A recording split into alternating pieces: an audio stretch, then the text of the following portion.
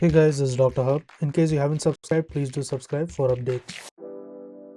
Succinylcholine induced hyperkalemia, and you're looking at its conditions.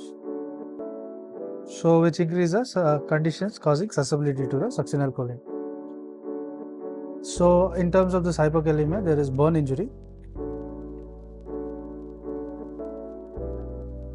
Next is massive trauma. So, there can be massive trauma. In case of massive trauma, that is, it can include the head as well as the spinal cord injury.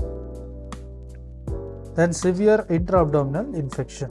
So there is severe intra-abdominal infection. Then comes encephalitis, tetanus and stroke. So there can be encephalitis, tetanus as well as presence of stroke. Next we have neuropathy. So there is neuropathy like the GBS. GBS stands for the Guillain-Barré syndrome. Next is severe Parkinson's disease.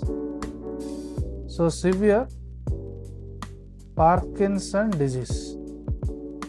Then is the prolonged total body immobilization. There is prolonged total body immobilization.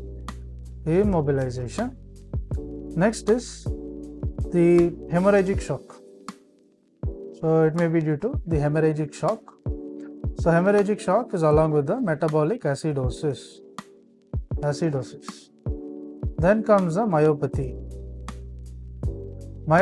There is Duchenne dystrophy.